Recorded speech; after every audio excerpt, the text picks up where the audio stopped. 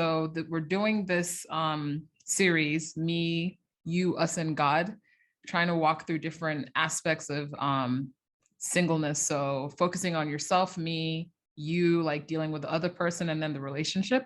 So this is our second part of the Me chapter. So the first one was avoiding bad decisions. So why do people make bad decisions in relationships? We talked a lot about sometimes it's a matter of lack of self-awareness. It's like not trusting God to be able to, do things for us in his time. And today now we're going to be talking about actually using your single season well. And we're very pleased to have Folake Ayola with us here today. Hey, hi, thank you everyone, Dr. Tope,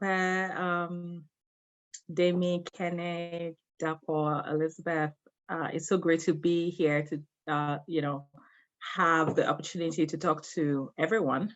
And it's a little bit harder to connect when I don't have the video, but like I can't see your faces, but it's understandable we're in the virtual world. So Demi has already introduced me somewhat. I'll just get to the end and then start from the beginning. I got married at 41.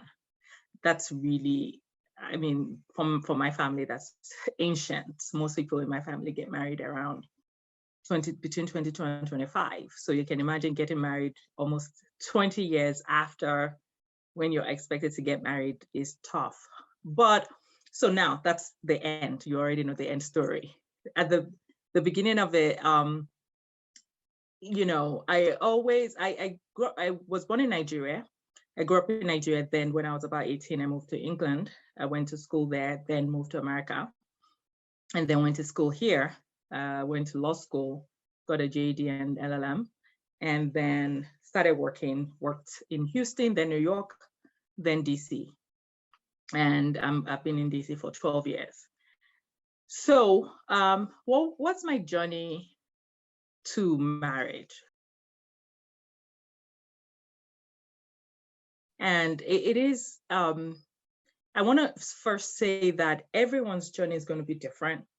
What everyone needs to do is going to be different because we're all individuals. While I was single, I used to read all kinds of books, and some of them I wouldn't finish because they would just annoy me and I would drop it, because they assume everyone is the same, everyone has the same experiences, and everyone should follow this set of formula, and then bam, you're going to get married. Whereas there's some books and there's some, kind of learning that informs in a way that the journey is more of a self-discovery. So, and that's where I want to start from. The journey starts from me, from us, from that individual person, knowing who you are. And who we are is the totality of the family we're born in, the situation in that family, good, bad, ugly. We have to be real about it. And then our own personalities, all of that coming together. Then, so we start from the family and our own personal, individuality, then our own experiences. Everyone has different experiences, even within the same family. I may have a different experience from my sibling, life experiences. Then we now get to, we're already adults and we're single and determining whether we want to marry. So I will use myself as an example.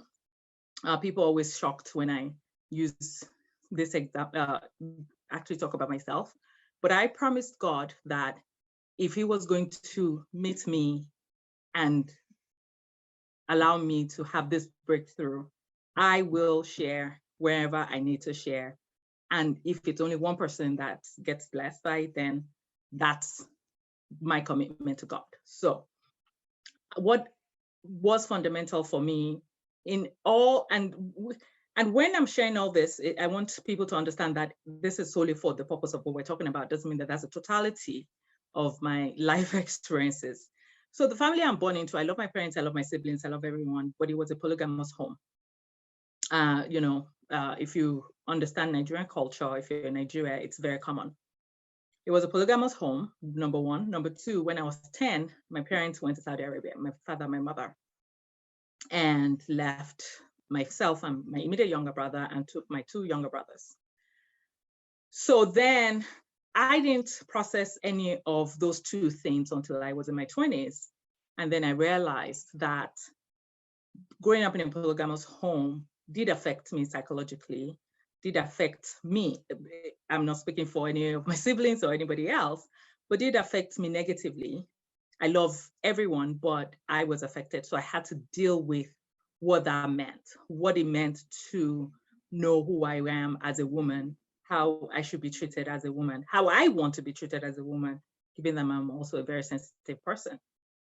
Then I also realized that I had separation anxiety, which I didn't, of course, when you're in Nigeria and you're 10, you're not going to process it as separation anxiety. It was when I started reading a lot that I realized that I had that. Now, why is it important? It's not about the labels. It's about understanding when you have some of those traumatic, well, let me rephrase that, those instances that are traumatic but never dealt with. And for different people, it will be different things. And sometimes people will be like, oh, if you have any kind of trauma, someone will say, no, that's not trauma. Trauma is if you go to war and you see people dying. No, not everyone. Most people have some form of trauma that they didn't process.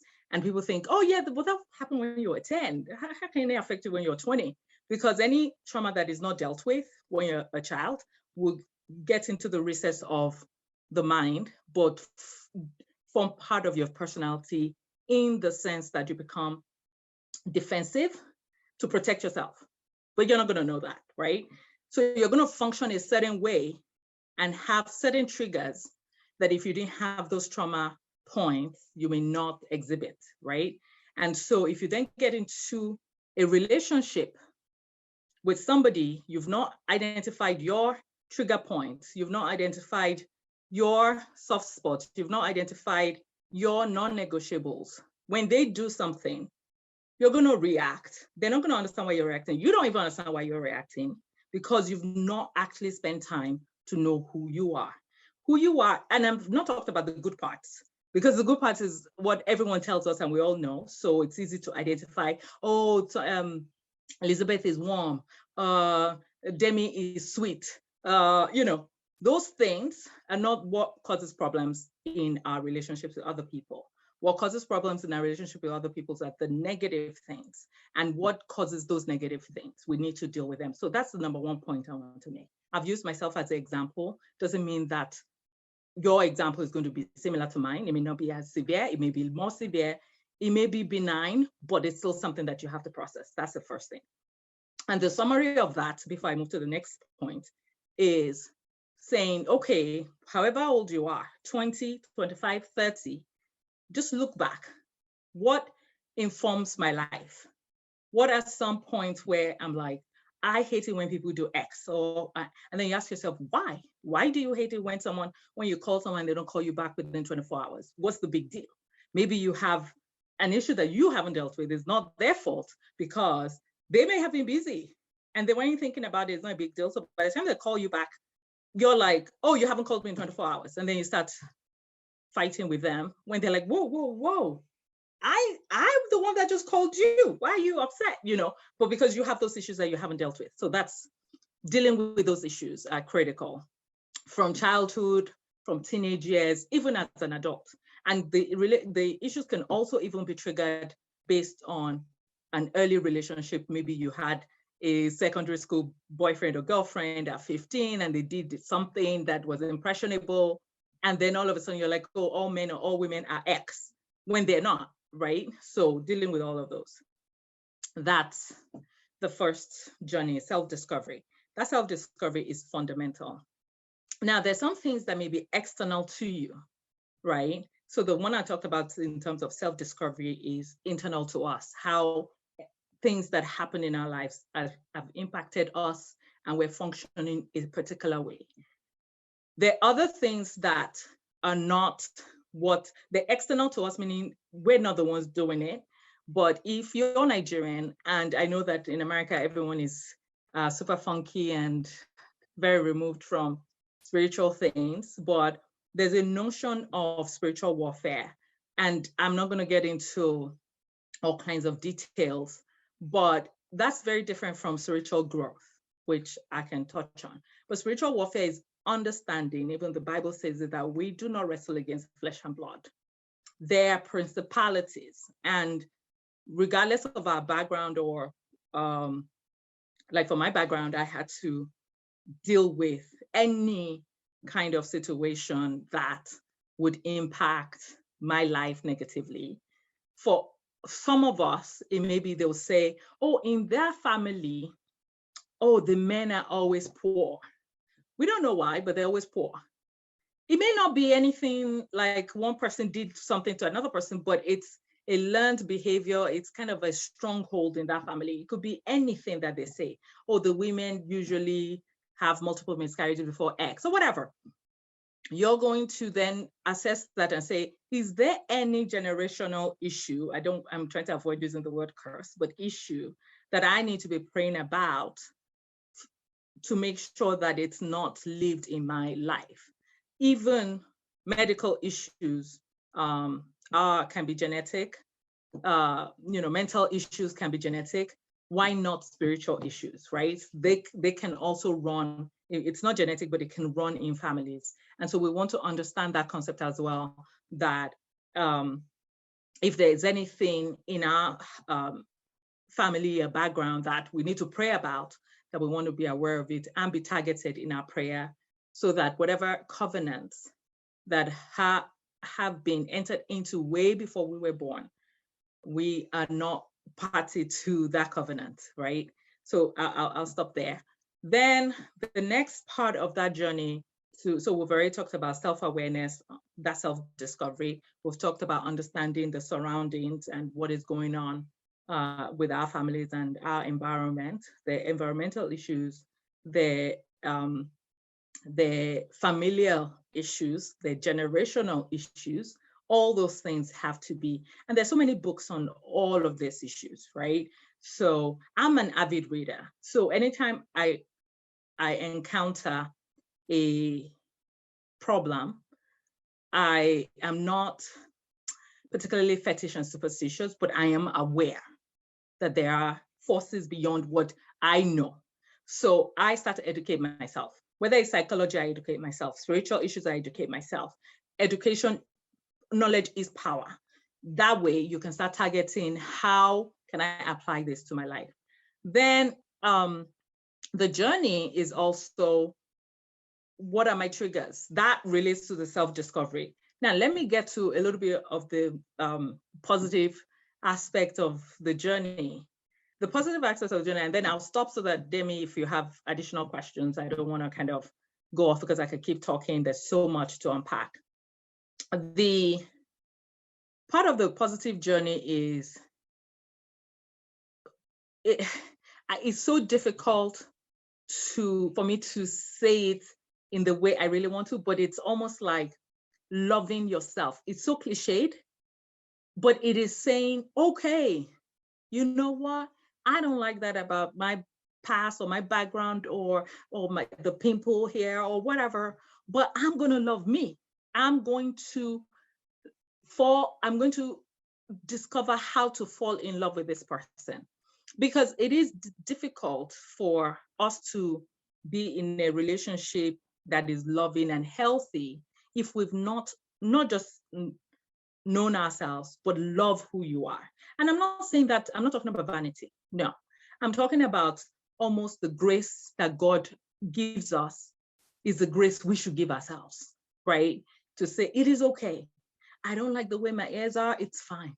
I don't like the way my chin comes out this way, it's okay. All of that, it's that journey to love ourselves so that we're comfortable in our own skin. And how did I do that personally? Again, I like to overshare in a way so that you know that it's a real journey that we all go through. When I was younger, and even up to now, I was very hairy. And you can imagine in secondary school with girls and boys, I went to a co-ed school. Everyone is making fun of me because I had hair like mustache. It was very thin, and I had sideburns, thin hair, but kids, they make fun of you nonstop. And I used to think it didn't bother me, like I don't care. And yes, okay, yeah, Tim Harry. My eyebrows were bushy. Thank God for threading these days. And so if a guy, one of my classmates wanted to talk to me, and I was so strict and I grew up my mom is super religious. I would be like, no, don't sit next to me, sit over there. And they'd be like, yeah, who wants to sit next to you? Harry something, you know how kids can be.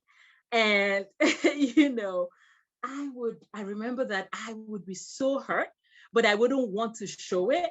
And then I grew up and realized that I didn't like so many things about myself. I was like, oh, why am I hairy? Why am I oily? Why do I have oily skin? I have pimples here. I don't like this. And then I was super skinny. And then all the boys liked the curvy girls. Again, we're 14, 15, but I hated the fact that I was skinny. I would eat everything so that I could gain weight. Of course, now I wish I was skinny because I gain weight now. But then I got into my 20s and I had to relearn how to love myself because I was too fixated on the things I didn't like and not enough of who I was that I actually loved. And then at the same time, of course, I decided, how do I get there? How would I get comfortable with who I am, right? Without,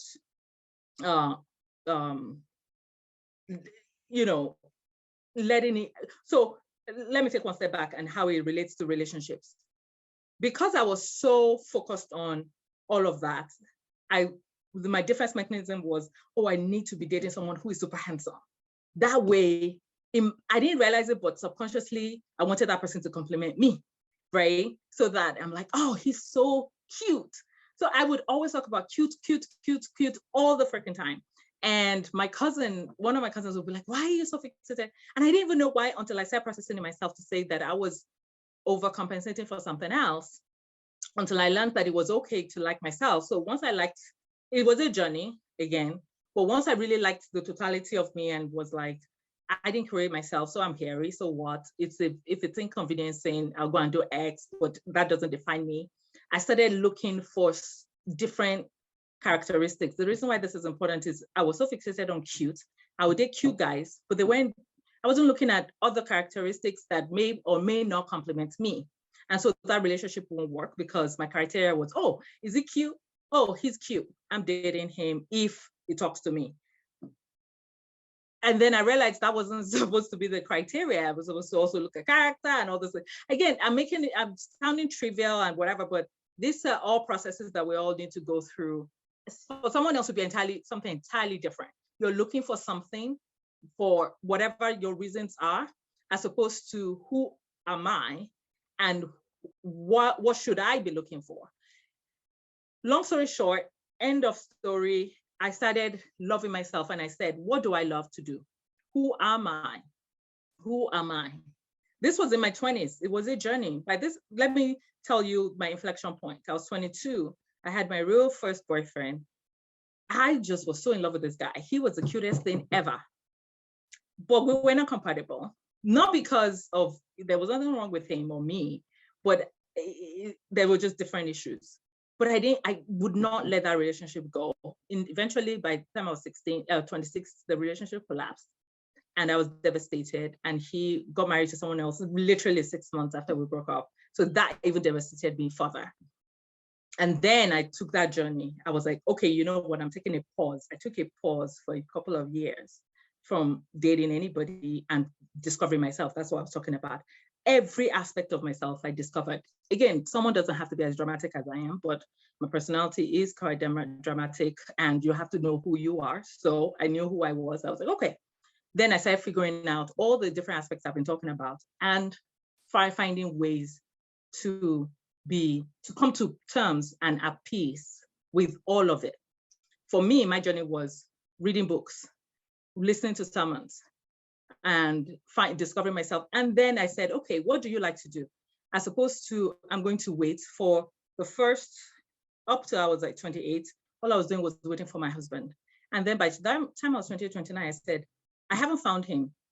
I really want to be married. I want to have kids, but I've learned to love me and be me. So what do I enjoy doing? I enjoy traveling. I enjoy networking with people. I enjoy community outreach. I enjoy dressing up. I enjoy hanging out with friends. I enjoy movies. Whatever it was I enjoyed, I started doing. like just enjoy my life. And I did all of that all through. And of course, the journey will be checkered up until I knew who I was looking for. I hadn't found him. So anytime someone came into my life that I knew wouldn't work for me, I wouldn't stay in for as long as I used to, trying to make it work when I know that that's not the right person for me, because I already knew what my triggers were.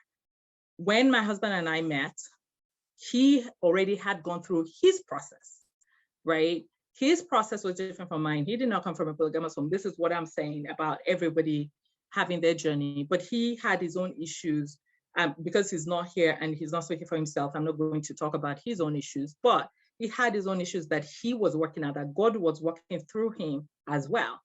And I remember when I turned 40, I had family members telling me, just go and have a baby for somebody, even if it's a married man that has 4 children or 4 wives, doesn't matter.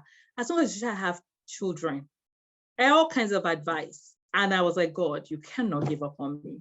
I have not given up on you. In doing all the things I love doing, I would then reach out to a few friends.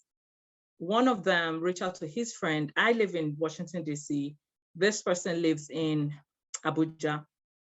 I created a WhatsApp group for my secondary school friends. This is the part I'm talking about in terms of just doing what you love. I love networking with people. I love them. So at one point, we're about 200 people, and I'm not shy. So I was like, guys, I'm single and I want to marry. So if you have friends, let me know. And if your friends contacted me, like, okay, you're so crazy. Why would you do that in a group with like 100 and something people? I said, because I don't know. And then one of my friends called me and said, I read your message. Like 5 of the guys called me and were like, I have friends. One of the friends is now my husband. The person contacted his friend my husband lived in Kano at the time. This guy I'm talking about lives in Abuja. He called his friend that lives in Lagos. That one called the one in Kano. 2-3 weeks after, my husband calls me. 6 months after, we're married. Now, I know of course, I had a long journey, but only God can put someone who lives in DC and in Kano, going through Abuja and Lagos to get to Kano for you to meet. But you have to also have been doing your part, enjoying your life, becoming the person that God intends for you to be, while understanding that God is preparing that person for you. I pray for everyone that it will not be the kind of journey as long as mine has been. But what the good news is that now I have been married almost 3 years. The peace that I have in my marriage is a peace that when I was 10 years old, that I knew that child wanted. And I finally have it, someone, and I'm even getting emotional, someone who absolutely has my back, 100%. Only God does that. But that journey wasn't easy, but it is a journey that someone can find at 30, 31, 32. But it is knowing, I knew within, my husband said he knew within 2 weeks of talking to me that I was his wife, because I was exactly what he was looking for. I knew also he was my husband. So it wasn't a long courtship. And then I remember a few friends saying, how can you marry so quickly? I said, because I've spent a lifetime knowing who is right for me. And so that is my story. And I hope that yours is not as long as mine, but that it ends as well as mine. Amen. Thank you so much, Folake. That was amazing. I have questions, but I feel like you covered everything. You hit all the points, and you said that you didn't have time to prep, but you definitely hit everything. And I'm trying not to cry myself. But so with that, I'll actually probably just open it up to the audience to ask questions. And then from there, we can maybe go back to our scheduled questions that we have. So if anyone has questions for Folake, and thank you so much for sharing and just the way you broke everything down. It was really very helpful. So anyone have any questions that they want to follow up with, or comments they want to piggyback off of, please feel free to do so. I have so much to say. I think that was really amazing. I think what touched me the most was kind of like previous traumas, and some of them you don't even know they're affecting you and how they're going to affect your relationship. And that was one thing that I didn't know until my marriage. Like, I lost my father when I was 21, and I never dealt with it because it was just too difficult for me to cope with. But there were features he had, like, he was very kind and he was very much of a provider, but he wasn't physically present. I've actually never shared this with anyone. I didn't feel like he was as present as he needed to be. So I know one of the things that I was looking for when I was looking for a partner was a very family oriented man, like someone who would be there, for my children. And I didn't really realize that until I was older, right? Like you said, you've gone through these different people and it hasn't worked out. And then you finally find that one. It's the perfect person. And it's opposite from what you've been looking for the whole time. So I think that was just so powerful. I think like the season of being single is your time for growth and to really know yourself and discover yourself. And when you know that, then you can really seek what you need in a partner rather than what you want in a partner. That was beautiful and powerful. Thank you so much. Thank you. That was perfect. That's exactly it. Yeah. And nobody tells us, we go to school, we learn how to read, we learn how to write, we learn how to do arithmetic, we learn geometry, we learn the history of the world. There's no class for self-discovery. There's no class for psychology unless you actually go to university to learn psychology. Most people don't. So nobody tells anyone, even our parents, they're doing the best they can, but they're also trying to just figure it out on their own for the most part. How to deal with, I use the word trauma and I use it very broadly. It could be very minor trauma, it could be massive trauma, it could be just like what you were describing. Your father was kind and wonderful. So it's not, when we're talking about these things, it's not like we criticizing anyone else, but we're saying there was a need that was not met in the total, because no human being is perfect, right? For me, I remember the way you also felt was I hadn't processed it, but apparently I really needed someone who, for lack of a better word, was not a womanizer, just not. And so if I am in a relationship and I see someone just talking to girls at parties or at events, I'm triggered, and I don't even know why I'm triggered, because he's not doing anything wrong. I mean, of course, someone may be doing something wrong, but I'm just talking about innocent, whatever. But I'm triggered. And I'm like, why am I even triggered, right? And understanding why you're triggered and then say, okay, there's I'm going to fix myself, quote unquote, because this is unreasonable. And there's no, this is non-negotiable for me, is too fundamental. There's some things that I had to say, oh yeah, no, that's just silly. I'm not going to fix that, because first, nobody's going to be perfect.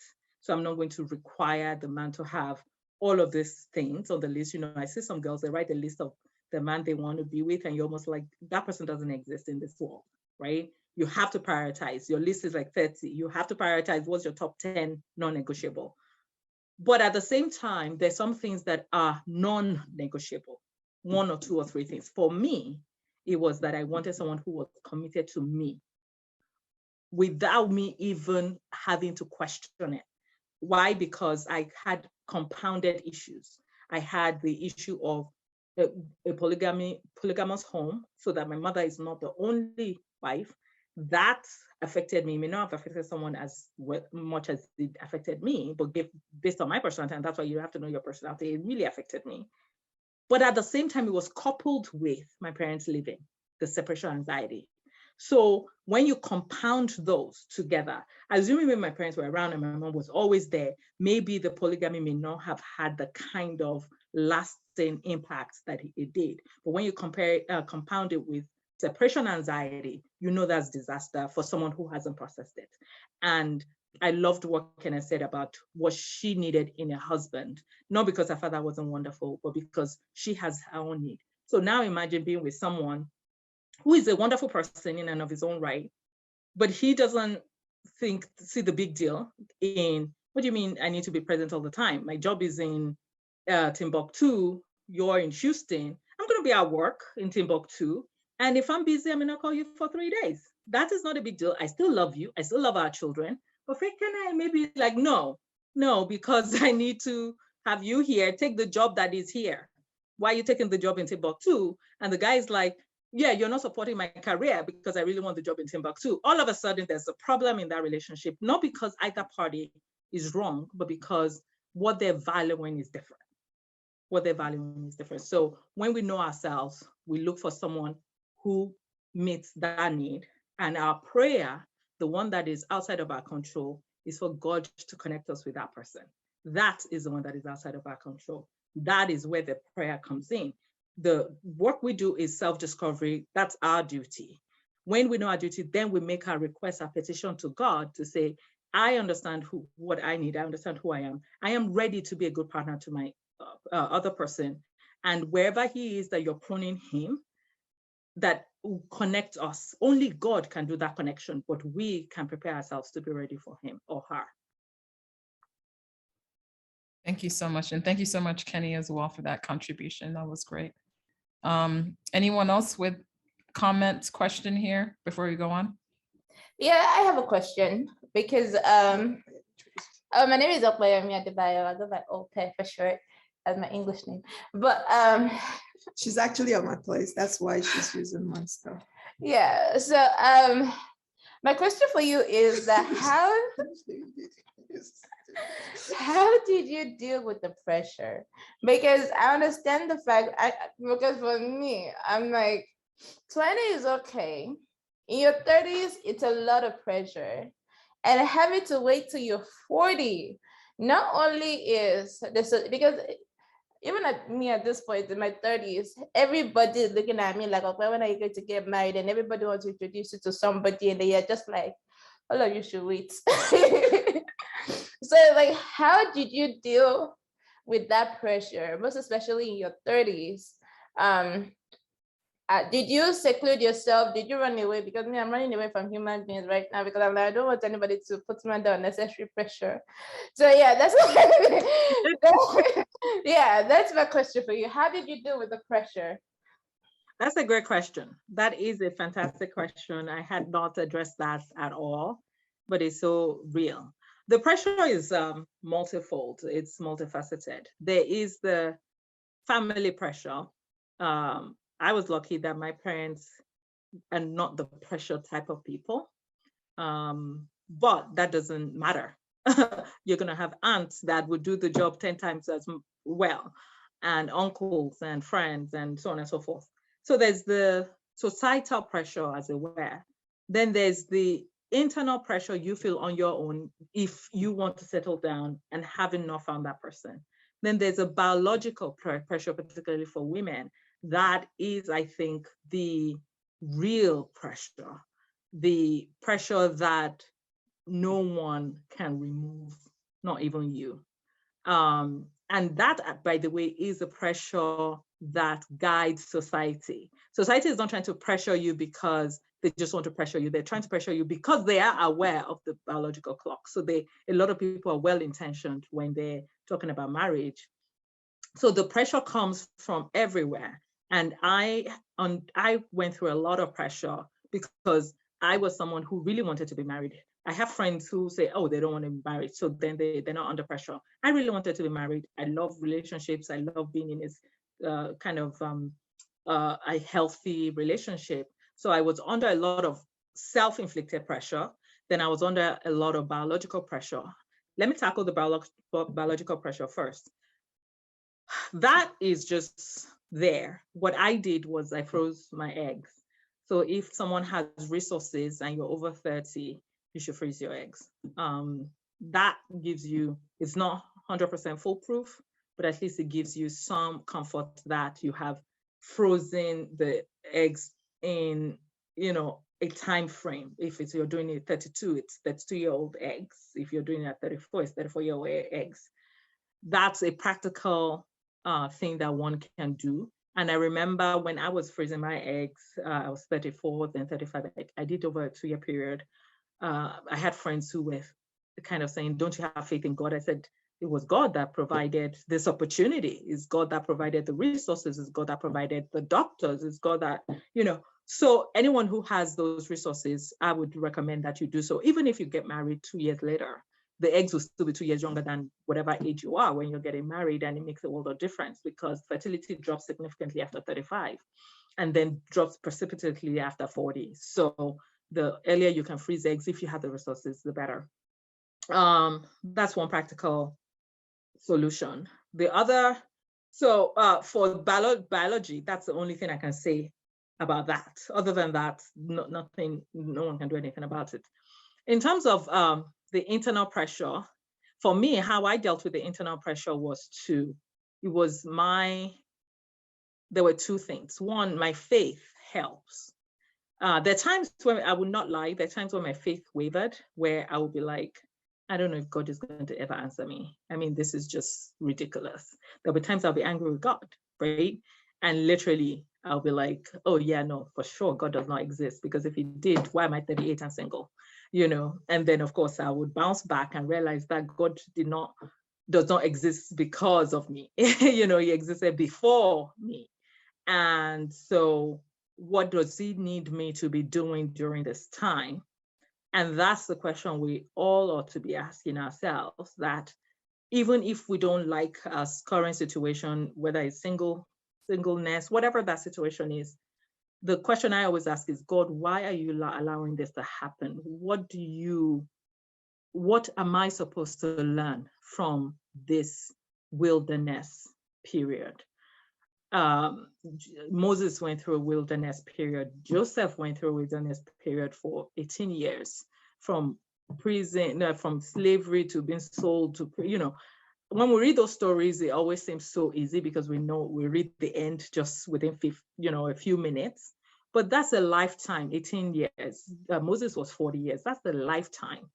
And so God has a purpose for allowing something to happen if we're going to tap into it.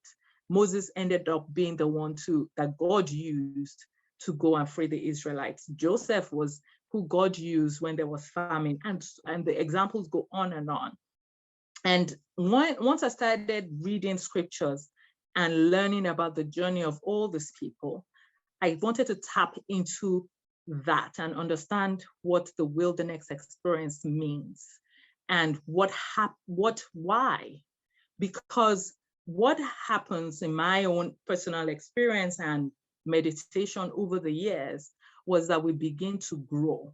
The person we were when we started that journey, the wilderness journey, and the person we become when we, by God's grace, come out of that wilderness journey are not the same people. By the time, the Bible says that count it all joy when you face all trials and tribulations. I remember when I read that at 18, I thought it was the most ridiculous passage. Like, why would I count it joy facing trials and tribulations? I mean, it just doesn't make any sense. By the time I turned 40, 22 years later, I understood the scripture. It says that because the testing of our faith will produce perseverance, the perseverance will pursue patience, and patience will and at the end of it, we will lack nothing.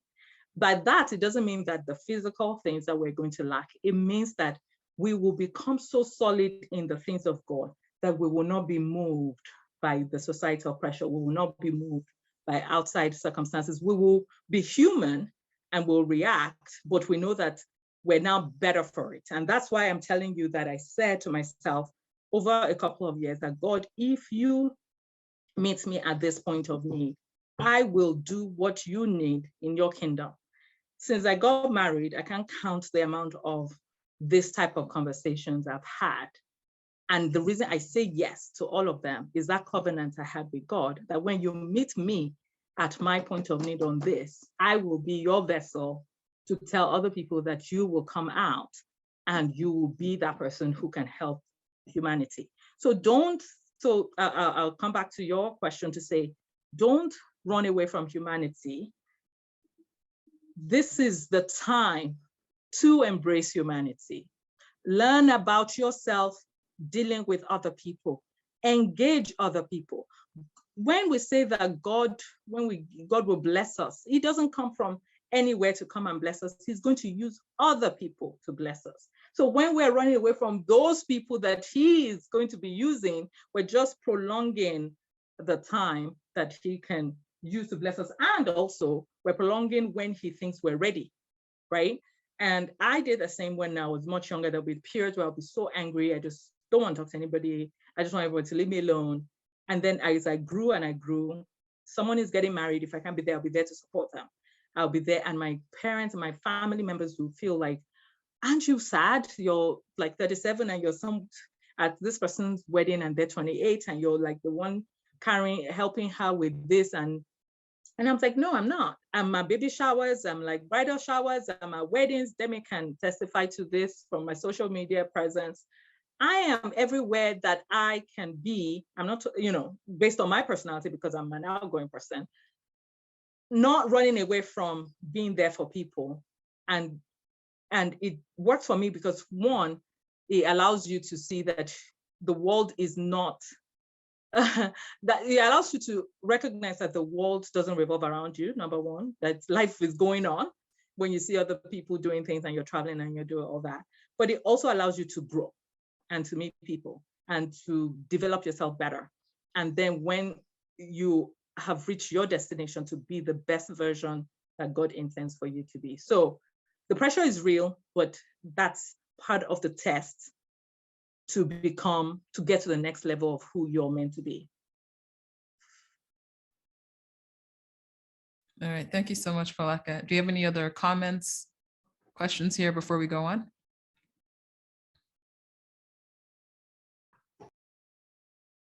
All right, so, did someone else come off mute? Yeah, I was gonna go ahead. Go ahead. I thank you so much for sharing, Folake. It was really wonderful. And to the sister who does us, I think one of the things that I've reflected on, and just as similar to Folake, I'm very thankful my entire family, be it aunties or no one, like there's no pressure at all. Everyone's supportive. I'm sure, of course, everyone definitely, I think, praying or something, but it's nothing in your face or something like that. It's an encouragement of living your best life. But I think one of the things that I've asked myself was, especially when someone mentioned about it, and you actually mainly hear it more in the church than even family, where it's like, why did I feel that way when someone is questioning my relationship status? The fact that it triggered something, like it either brought some kind of emotion. It was like either, in my sense, it's kind of like, is it triggering inadequacy? What is it triggering? Why am I getting offended, or why am I getting a little anxious? The fact that someone is asking about this, and some people are well-meaning, others, it's just for asking sake, which is kind of like, no. But it's like asking, then it just asking like, why did I feel the way I felt? And what do I need to deal with? What's the trigger point? In most cases, and you find yourself, especially I would say in Christian circles, it has, and even with working with some of the young adults in like my Bible study, it was like it's triggered a lot of inadequacy, triggered a lot of low self-esteem. It's triggered a lot of people think that there's something wrong with them. And with that, it's like everyone is just falling into all these sorts of traps and just dating the wrong person. And so, that's what it's been like in my journey, where it's kind of like, right, why do I feel the way I feel? And what is it saying about me in terms of this journey? And what is it triggering in that sense? Thank you, Elizabeth. I have one question. I have a few, but the one I'll go with now is, were there any points in time, like in your 30s, when you were in relationships where you could have made a mistake, right? Where you could have settled for the wrong person, or how was that journey in terms of now having a better sense of what you want, but then also seeing the reality of like, well, maybe this is all that there is, or anything like that? Yes, in my 30s, First, Elizabeth, let me just quickly say that I understand that feeling all too well.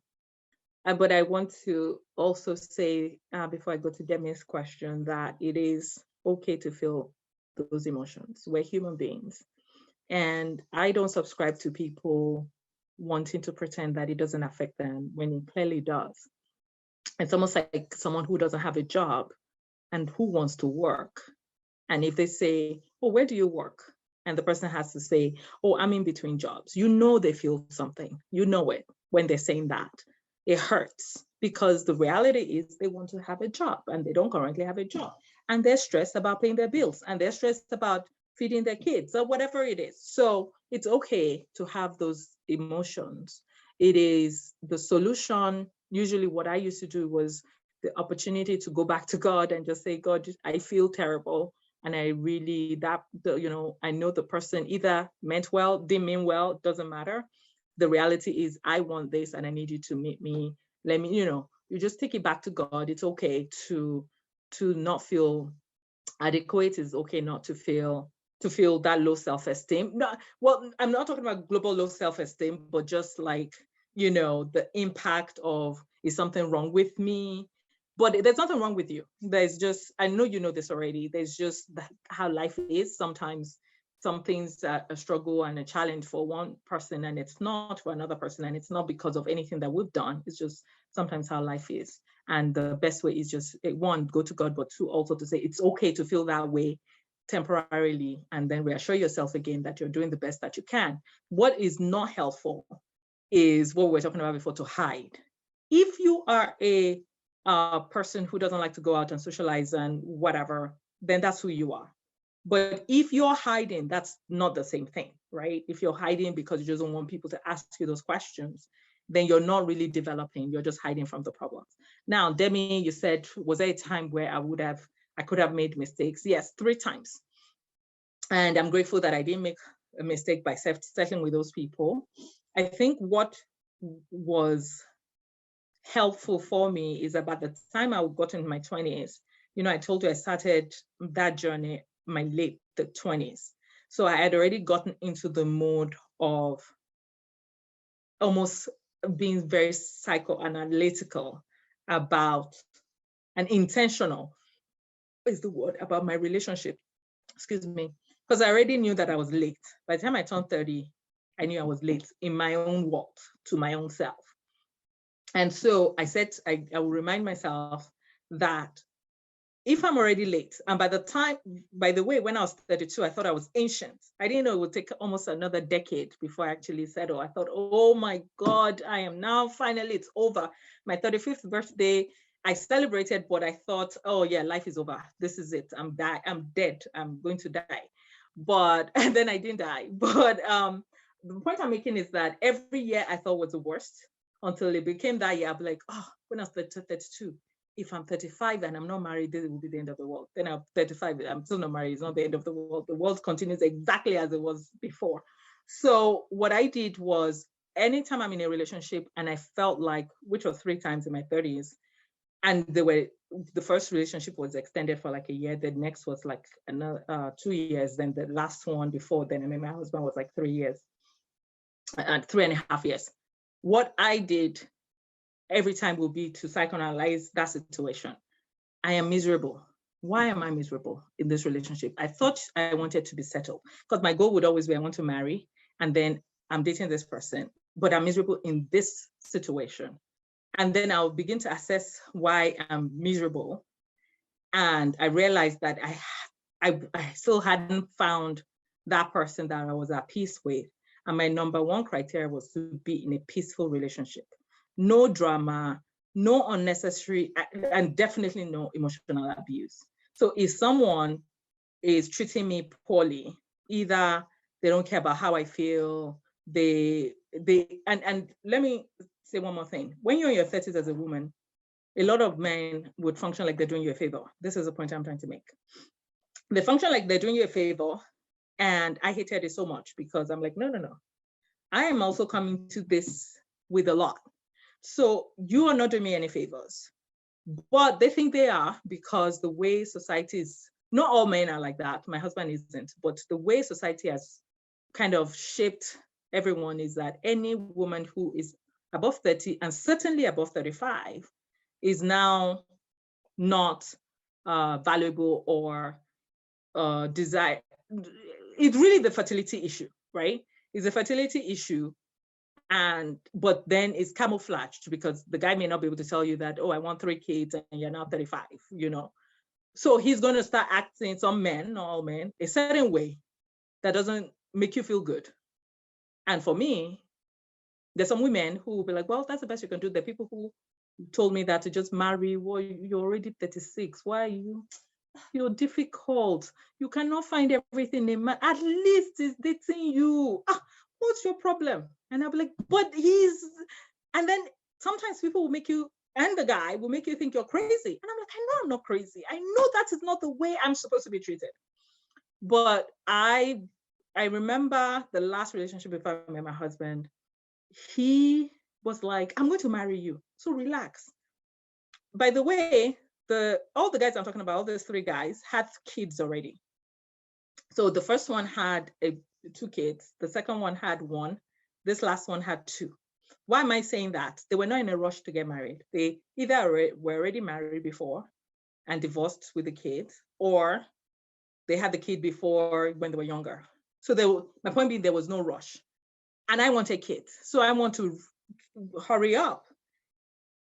Long story short, I then realized I am dating these guys because I, based on what Elizabeth was saying, was feeling inadequate. And I think this is the best I can do. But this is not the best I can do. Once I realized that, that's what I mean by the psychoanalysis within that relationship, I terminated.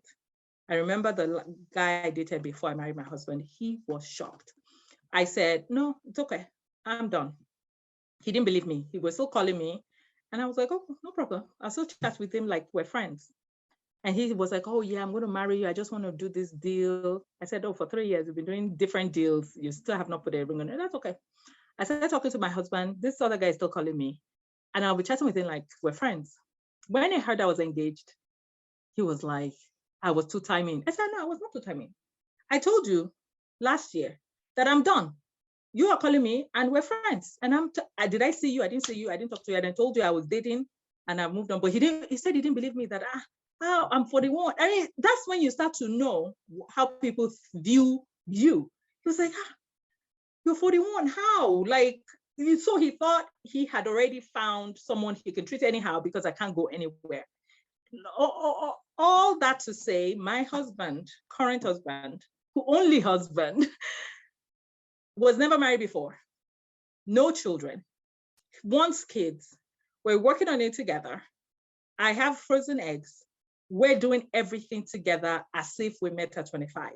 He does not look at me like I'm 42 or 40, whatever. He looks at me as this amazing woman and is constantly telling me how lucky he is to have me. Now, this is me meeting him at 41, telling me how amazing I am. The person meeting me at 32 thinks I'm already washed out. My point being, I look back and I'm so grateful that I did not marry any one of those guys because I would have been absolutely miserable. I would rather be where I am today, and I'm not praying that for anyone. I want everyone to marry as early as possible, but I'd rather be where I am today than have married someone 5-6 years ago and be treated like they're doing me a favor. Demi, I hope I answered your question. You did. Thank you so much. Mabel, I see you came on screen. Did you want to add anything? Okay, you don't have to. Elizabeth, do you want to say something? Well, I really loved, and the moment you asked that question, when Demi asked the question, it just brought me to the fact that a lot of people make mistakes or feel rushed. And for me, I'm a person that never feel rushed. Like I'm a person like what happens, happens. Like I've never sought out relationships, or like I'm not like, oh my gosh, I want to get married. And I decided to be single on purpose all throughout, even when I was working in grad school. I was like, no, one thing at a time.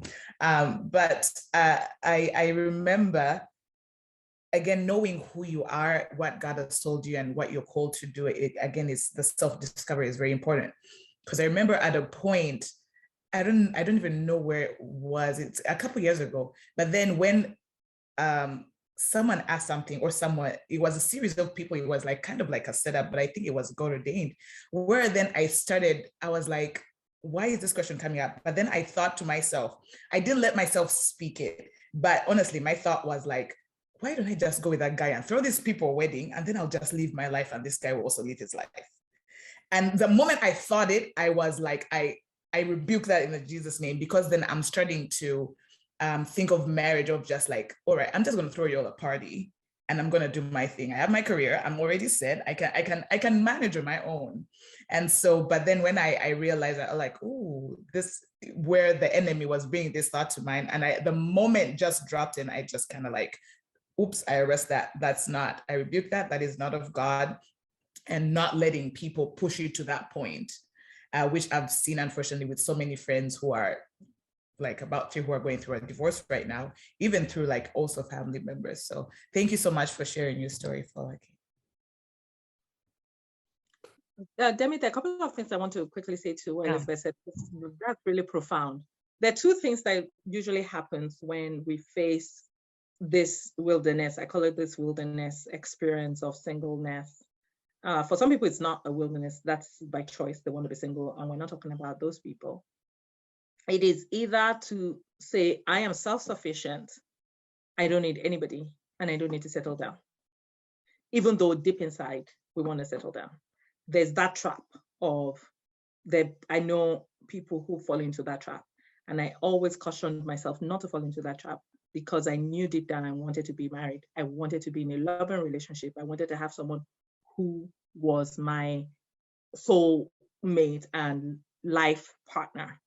So all the time, I never said, oh, I don't want to be married. I'm all good. I can pay my bills. I can do, because relationship is not about who's helping you pay bills. It's not about showing off that you're a couple. It is being in a loving relationship and feeling cared for. That's one trap not to fall into. The other trap not to fall into, that I think the vast majority of people fall into, is, oh, I'm 33, I need to marry ASAP.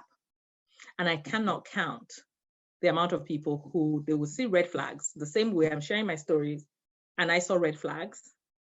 I'm not demonizing the men. They just were not right for me. They may have been right for someone else.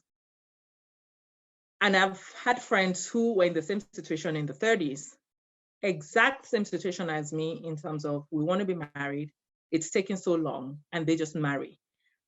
And at least right now, as I'm talking to you, I can think of 5 friends where the red flags were there. Even I could see the red flags, right? And they still get married to the person, and as of today, they're divorced, and then back to square zero. I'm not saying that to say that everyone who is divorced could have seen it from the beginning. No, that's not what I'm saying. What I'm saying is, one can fall into the trap of, I'm 32, 33, 31, 35, whatever that age is, and I just need to settle down. There's a lifetime after marriage, a lifetime that nobody is going to be with you to work through, just you and your spouse. And that person has to be the right person for you to take that life journey with.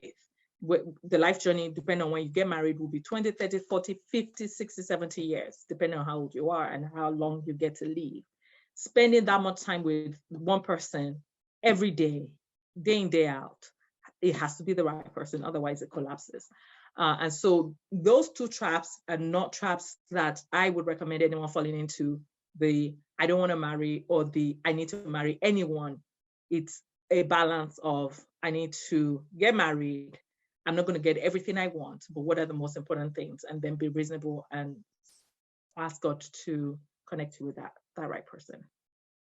Right. All right. Thank you, Folake. I think maybe just have like 2 more questions here. So one other question that came to mind now is, so now that you're married, and also open the floor up to other married people, I see that Chris joined us. Thank you again for joining. If now that you're married, what are the actual things that you found that are the essentials, right? You've kind of touched on them already, but in terms of like maybe having a different perspective as to what is it that is important to look out for in a partner that maybe you weren't as aware of when you were single. You might have had an idea of it, but maybe it's a bit more solidified now that you're married?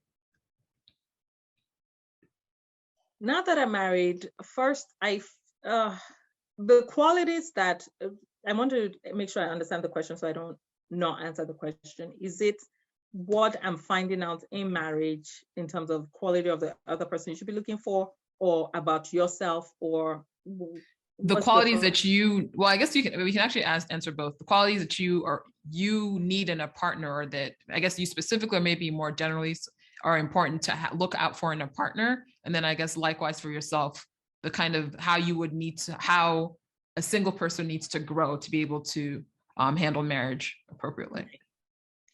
Okay, yeah, so thank you for clarifying.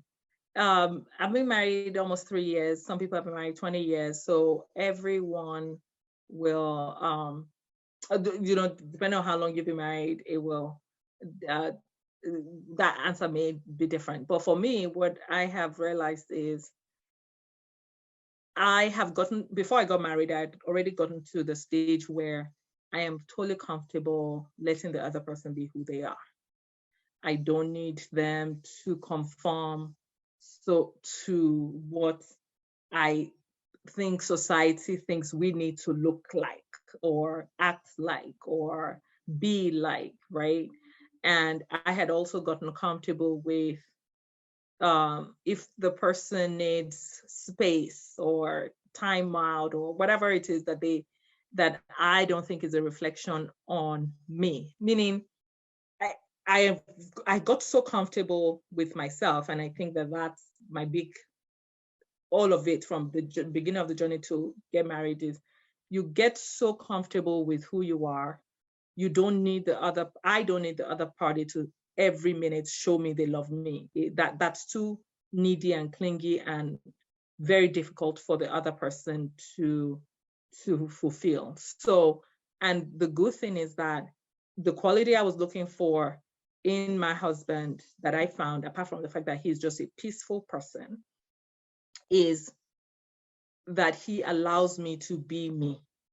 Not just allows me to be me, celebrates me. I do the same. So, with work, I'm a career type of person. So there's a lot of my life that revolves around my professional life. My husband will be the first to support it, celebrate it, help me be better at it. He will go and follow things on Instagram so he can show me, oh, this is happening. This company is doing ABC, so that we're actually, it's not, I don't feel like, oh, I'm the woman in the marriage. I must conform to traditional gender roles. By the way, I do love traditional gender roles. I'm not against them. I like to cook. I like to do all kinds of things. But the days I can't cook, it's also okay. So the summary of it is I was looking for someone who, because I had experienced a lot of people who I felt either were insecure or threatened or judgmental about being a professional woman. And I needed someone who would understand that I'm complex, that I am traditional, but at the same time progressive. I'm traditional in the sense of my husband is still the type that helps me with the door and helps me carry things and still does a lot of those kind of charming and romantic things, but at the same time, we blend that with modern life. So my mom is always saying this. She was here like 2 weeks ago, and she was like, oh, your husband knows how to take care of yourself. You haven't even cooked for him in like 2-3 days. I was like, oh, I didn't even think about that. We're so used to take care of himself, I take care of myself, and then the times I have time and I cook and I put it in the freezer and he takes care of himself. My point being, he doesn't view it as I'm not loving, and he knows I'm busy, and I don't view him as not a man or, that type of thing. And when I cook for him, I can take it to him as well. So to summarize all of that is to say the person I was looking for someone who just loved me, not the idea of me, not the concept of what a woman should be, not the concept of, oh, what would my mother say if you don't do X? No, it's just me and you, but at the same time, kind of like I'm family oriented. My husband absolutely is family oriented type of person. So the summary of it is we share a lot in common. I wanted someone who, my non-negotiable was, not a womanizer, family oriented, romantic, and super nice. And that's my husband. And he was looking for, he's pretty laid back. And he said he was looking for someone who was, he didn't use this word, but I'll use it on his behalf, kind of aggressive, right? Because then so, there's no one that can mess with him. They know they cannot come to our house and mess with my husband. They're going to hear from me. So he was looking for that type of, woman who he could be proud of, but at the same time, I have his back. And we just complement each other. Oh, I'll tell you this. I remember when we first started talking, because he was ready to marry and he knew what he was looking for. It felt like an interview. Now, if that was another girl, I understood exactly where he was going. He's kind of like, I know what I'm looking for, so I'm going to just quickly find it out. If I don't want to waste my time, I'm busy. And if someone wasn't mature, it will come across the wrong way. But I understood that because I'd gone through that journey myself. So I knew how to answer, and I wasn't going to lie, by the way. So when he would ask, oh, do you like children? And, you could be offended and say, what do you mean, do I like children? Of course, I love children. I love children. I want to have multiple children, and then he says, oh, I love children too. So we kind of, it's so weird. We kind of interviewed each other. We're like, okay, great. We're compatible. We're good. And I know it sounds so technical, but I'm telling you, it didn't feel like it. It was just like two mature people wanting to know, do we have a lot of things in common? Because, by the way, when I was in my early 30s, I met people who would say they don't want to have kids, but you don't know that until 6 months later. Why did you not ask that question if it's something that is important to you on day one? Because then you don't need to wait 6 months before you now find out, you don't want kids. Well, that we're not going to work. By the way, some people will be like, oh yeah, no, I'll still marry him. By the time I get pregnant, he will want kids. Then you get pregnant. Then you have kids. Then he's not as fatherly. Then you're saying my husband is not as fatherly. But he told you from the beginning, he doesn't want kids. And you say you're going to change his mind. But 5 years down the line, he's not changing his mind. And then you're having problems. But then they'll be like, no, but he should change his mind because he's his child. No, I just want someone who wants kids already. I just want someone who wants whatever it is already, because then you don't have to change them or you don't have to manipulate them. So, Demi, those are my answers. Thank you so much. And those were great responses. Going forward, also wanted to open the question up to Kenny and to Chris. If you also wanted to answer, the question is, what qualities now that you're married, do you think are the most important to have that you might not have considered when you were single? Patience. Thank you, Ms. Folake, for talking about kids. For me, I think it's important while you're dating or in a relationship to know your parenting style. I came from a very strict background. My dad was a disciplinarian. So as I'm finding out in marriage, it seems my wife makes a lot of reference like I'm like my dad, like I'm too strict, that kind of thing. So for me, it was very important because I went to college in Indiana, and it was a predominantly Caucasian school. And I was a little bit scared that if I ended up marrying, I might have to settle, especially people from the Midwest, so lighthearted, so laid back. And so I just knew that I did not belong there.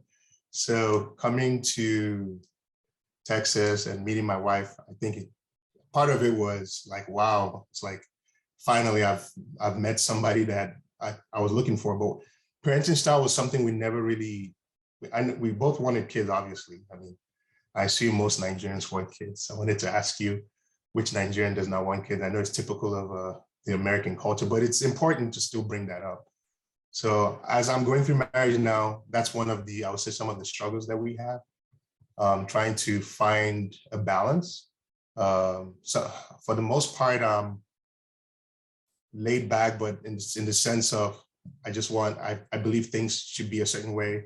When it comes to parenting style, my wife is a lot more laid back. Oh, let them be. And then of course, when they get to her tipping point and she blows out, and I'm like, well, you allowed it to get to that point. But then if I'm too forward, she's like, no, it's not everything that you, it's not as if I spank him all the time, but I always say, oh yeah, I'm going to spank you, you know, that kind of military kind of style. So it had brought friction in us, seriously. I got to a point in my life, I was like, wow, if I could go back, maybe that's a very important thing, you know, to me. But of course, now we're kind of getting to a place where we play good cop, bad cop kind of thing with them, and that's working. So I think it's an important quality when you're in a relationship you might overlook. It's one thing to say, yeah, I want kids, I like kids, we both like kids, but the way the man might view it, or the woman, depending on how you grew up, can really bring a lot of friction in marriage. And believe it or not, it's if my wife or someone always say that if you don't resolve those issues, the kids are they're just there for a limited time. So you want to make sure that you're being able to balance that even with your relationship. If you don't do that, it could really affect you. So to me, that was the thing that took me by surprise in marriage. But other things we talked about, I think you've already covered that, which is important. Knowing who you are, I would say knowing, and I think I mentioned this when we had a similar type of discussion, knowing who you are. And Ms. Folake also talked about this, being comfortable in yourself, knowing fully well that you don't need a man or a significant other to be whole, you know, finding that wholeness first, so that when you get into marriage, it will be more of a compliment per se. I'm the kind of person, I was cooking until I got married. I stopped cooking. My wife, she knows how to throw down, but doesn't always like cooking. And I'm very laid back. I'm not picky, so I'm the kind of person I can always take care of myself too. So those things, I actually love career women. It's a turn on for me. People that are smart and go get it. I always tell her. Sometimes we'll joke, we're like, if you got an appointment to the White House or some big role, I definitely will. If I have to quit my job or have to move, there's no question about that. Because I mean, it was what makes sense. So just in your relationship, discussing those things earlier enough, kind of knowing the kind of person and understanding the love languages. I know there's a book on the 5 love languages, but there are a lot more than that. Know what you want, know the things that you like, and her likewise, and then be able to complement each other in those things. I think it will help a lot. That's a great point. I'll come back to that parenting style thing in a second, because I think that's important. Kenny, do you want to go on? Yeah, what Folake and Chris said, it was both awesome. I think it all comes back to knowing yourself, because what she mentioned, having peace in your home, that's the most important thing. And, you know, this has been refreshing for me because, I mean, we've been married for 6 years, and other day I was calling Demi and I was fussing about a lot of stuff. And then when you mentioned you have a partner and you have peace in your home, that brought me back to perspective. Yes, he's not doing this and he's done it. And you can complain about so many things, but it all comes down to what really matters. Like for me, I needed someone who was God-fearing, because at the end of all things, when it all comes down to it, God is what is going to hold you together. And if you don't have someone, well, I guess if you're religious or not, if you don't want to have someone that shares those beliefs, like in my case, I feel like my husband was spiritually stronger than me. And that was something that I needed, but wasn't necessarily important for me throughout my previous relationships. So when I found my husband, it was a blessing. It was a blessing to have someone who we could pray together. Everything came back down to prayer.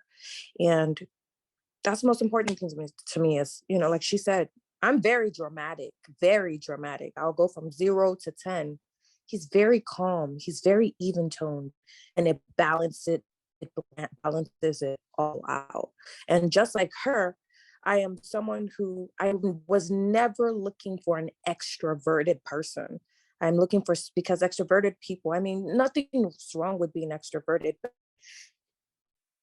they can't always be there when you need them right then, because they're all over the place.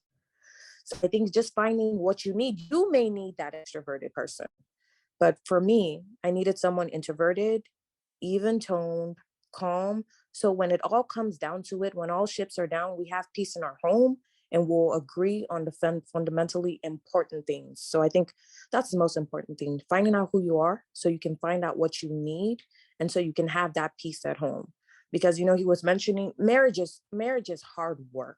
So it sounds great, but it is hard work. And even while you're in it, you forget all those great things about your spouse and you focus on why you're butting heads at that point.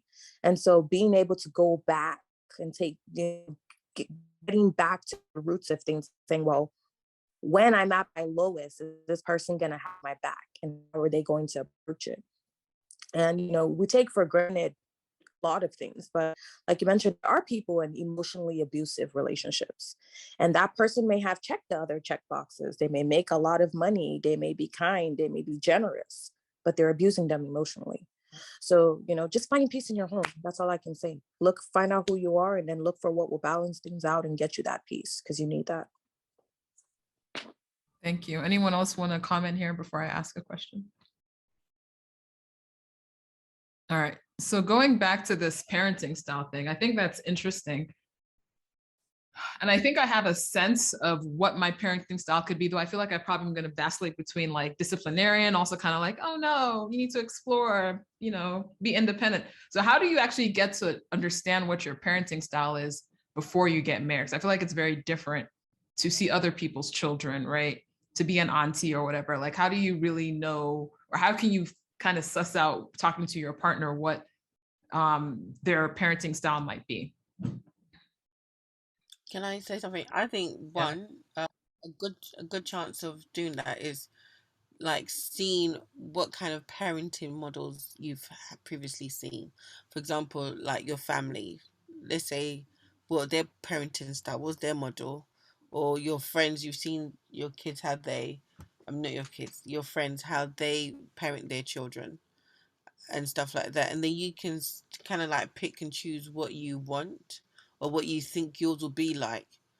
So just seeing around you who has different modeling techniques and stuff and picking.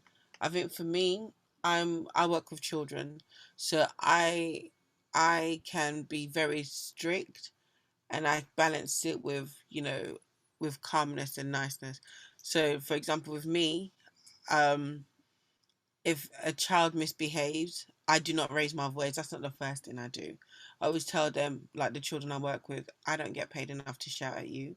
So I really should be whispering like this. I said I should be talking to you like this. And I find out when I do stuff like that, it's more effective, and they listen to me because they're like, I've had kids say to me, "Miss, you remind me of my mum," and I'm like, is that a good thing or a bad thing? Or because I'm thinking, am I too strict? I might do this, but then it's like they're like, I respect you because you listen, because I do listen to children. But yeah, just having that, for me, having that equal balance, and being with somebody that has 4 children, I can see my parenting style and his parenting style. Like he's very cool, very chilled, and I'm still using the same technique. Why is your socks on the floor like this? I'm not screaming at them, but the job gets done. Or I'll be like, with the younger one, I spy with my little eye. Somebody's cup is on the table. Do you know what I mean? But it's just like having fun with it and just not being too strict. Don't forget, children are growing as well. They're learning, and you're also learning more about yourself in that scenario. Do you see what I'm saying? So, like for me, it's always find somebody that you admire, that you like their parenting style or their techniques. Speak to them, because it might be one. If you see them on Sundays, it might be one way on Sunday, and then when they go home during the week, they're pulling out their hair and stuff like that. So definitely speak to them and get advice and stuff like that. And I think, yeah, and then be true to who you are. What kind of parent do you want to be? Or what kind of parent do you think, oh, maybe, let's say, the tap tap ministry didn't help you. Do you know what I mean? Maybe you have to find another technique. So because as a teacher, you can't use the tap tap ministry. You have to actually just find another technique that will help you. Do you know what I mean? So you have to be creative in that way. And also for me as a child, when they shouted at me, did it really help me? Did it really shape me? Did it mold me? Do you know what I mean? So things like that. That's how I base it. But like I said, I don't have kids. So it's easy to say this now. And then when I have kids, it might change. But at least we know that we're evolving. And yeah, Yeah, I agree with you, Mabel. I'll tap in before the experts come in. I have 6 godchildren, and I am involved, like the parents, where I'm so involved. I'm that involved godmother. I'm involved with a lot of things, with birthday, with story time, with prayer time, night bedtime routine. And so it just like, I'm just in it. And just with the different families, no, it's more than that, more than 6 godchildren. Anyway, but with the different families, they have different styles. And I have, and just seeing all the different, knowing that one thing I've learned is that the kids are different. The way I talk to one kid is different from another. The way I would handle Ezra is different from Israel, and just to see their different personalities and what they would do. And talking with them. And with most of the time when the parents are resolving something or they're frustrated, they give me a call like, here, deal with your son. And this is what happened at school. Talk to Mama Liz. And I was like, hey, what happened? And so, and I see that when things are getting hot in the house, like I'm on the phone and I'm like, all right, so let's do this run through. And with that, I've kind of learned or tried to navigate and see what parenting style would work for me. A lot of people, I think, would assume that I would be the most big on the tap ministry or disciplinarian. I'm the opposite. And it's something that I think worries, my mom a little bit, or even my family, because this whole spanking thing is not my thing. I'm like, leave the kid. And I'm more of the spoiling auntie, but at the same time, you'll get a talk. But I think that has helped me a lot, being an active godmother as well as an auntie to my nieces and nephews, and just seeing the different families. And I think that's also kind of like a plus, not having friends who have kids. I watch them and I'm like, oh yeah, that would work for me. That wouldn't work. This is, and also with the different families, I feel like I'm I'm the same godmother, but also a different godmother style to the families. So. Yeah, I mean, I like what you said. It's important. So one of the things that I would say my wife made me understand, maybe because she was, stay home when we were raising, especially at this age. So she probably was able to connect a little bit more than I did, in the sense she gets to understand each person's personalities. And it's true, depending on the type of personality of the child, there are more effective ways to be able to communicate that. So I realized that, and it definitely helped. It's not a one solution for all,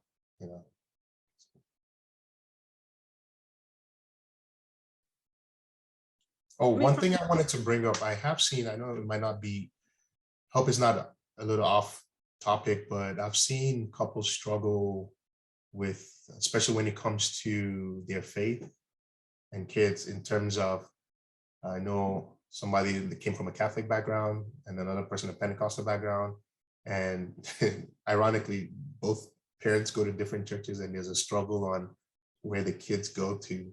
So before you get married, especially if you're very religious, that's something that is important. I've seen it between Jewish communities and Catholic communities as well, or intermarrying between the two faiths. So if you are, and we even have that if you say in the Pentecostal church, if you're the type of person that still you're operating on, oh yeah, I'm a diehard, I don't want to call a name, and then you're marrying somebody, they're Christians, quite all right, but then they're not, maybe the church they go to, you feel it's not strong enough. And those are, even while you're in a relationship, those are discussions you need to, or at least you need to observe and see, so that way you're not finding out later and then having issues. So, I don't know if anyone has seen stuff like that, but it can be pretty serious. Yeah. I think sorry, go ahead. No. Go on. You first. No, I wanted to just chime in on a couple of things. One is, I feel like a lot of people who have some of the challenges we're hearing about got married at 24, 25, 26. When you get married at 41, some of these issues, you're just like, why are people fighting over this? It's in the grand scheme of life. And so I think it's great to get married early. I'm not trying to kind of minimize this. I wish I got married at 25, but you certainly have a different perspective about life and marriage and companionship the more mature you get before you get married. I'm not advocating that one must deliberately wait, but I'm saying that you have perspective.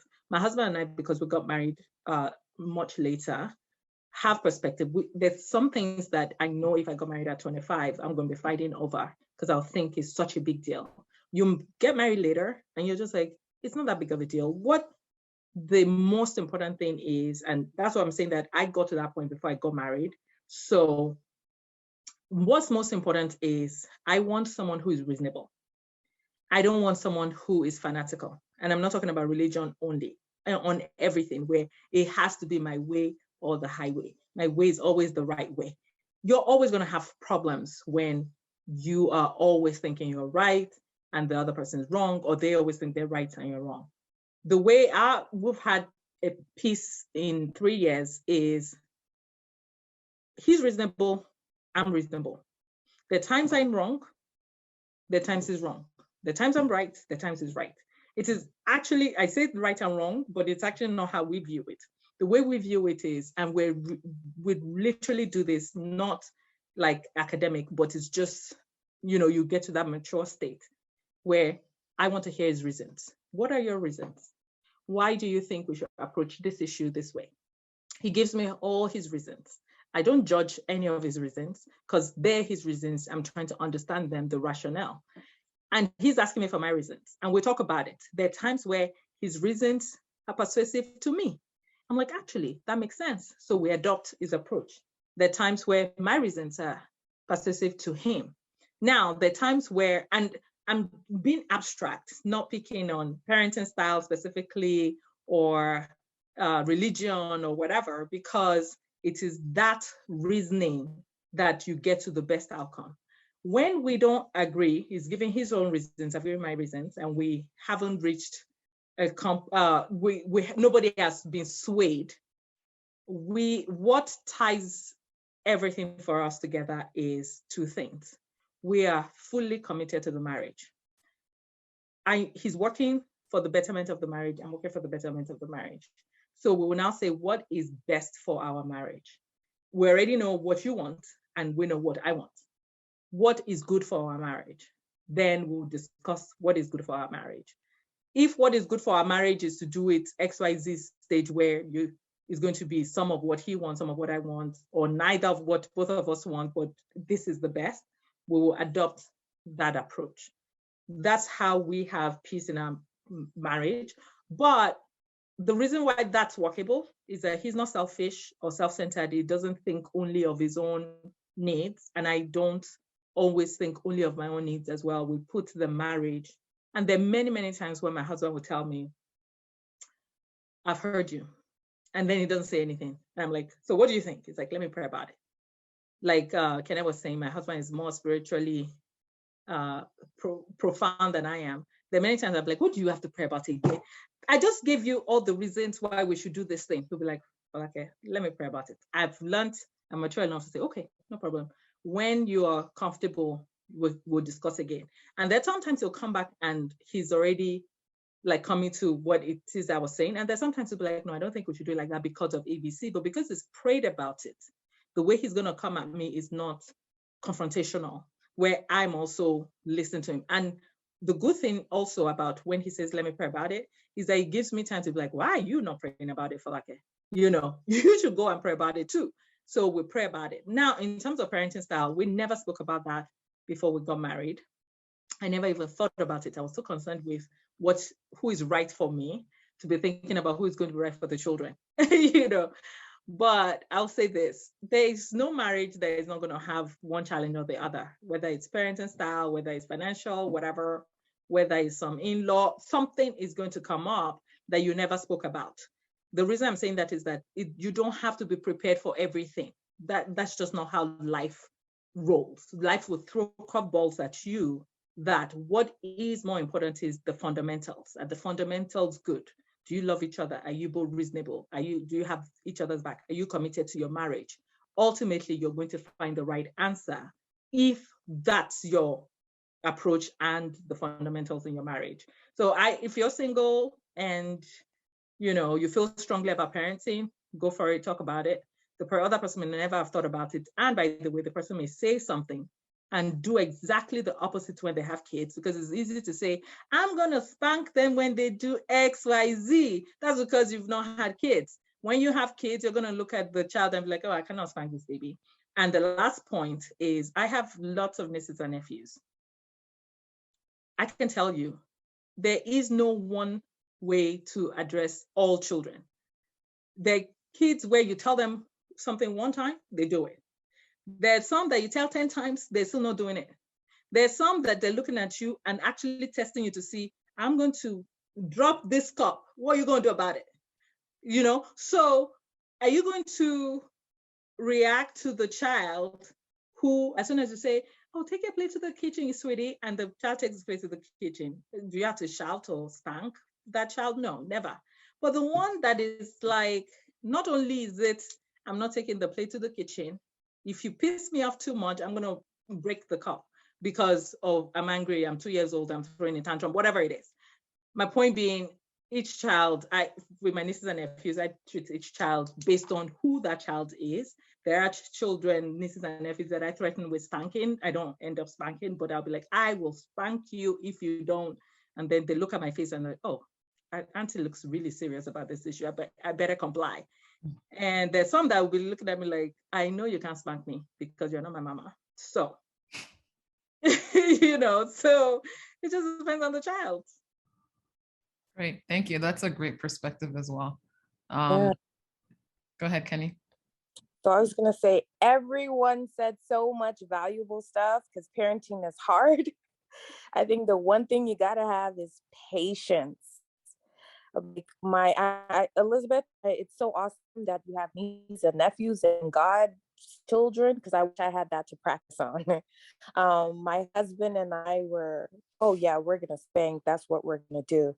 And like Mabel was saying, my son will listen more if you're whispering than if you're shouting.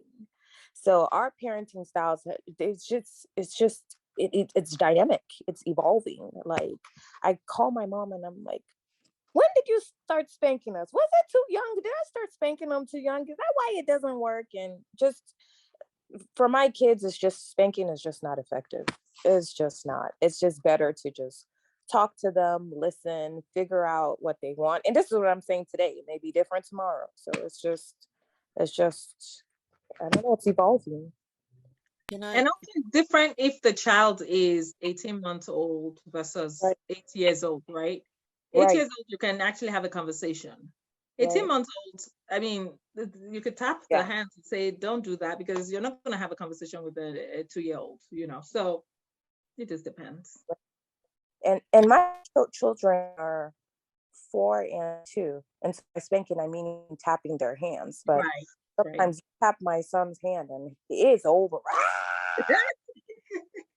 Like, I wish I didn't do that, because if you just ask him what's wrong, what's bothering you, and listen, so I don't know. I'm learning every day. So that's a hard one. It's a hard one.